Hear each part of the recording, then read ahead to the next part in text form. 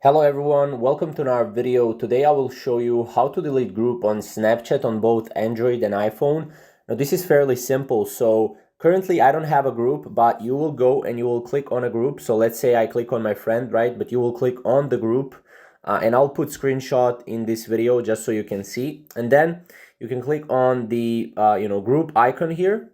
And then once you click on group icon, you can go to three dots and it will say leave group, right?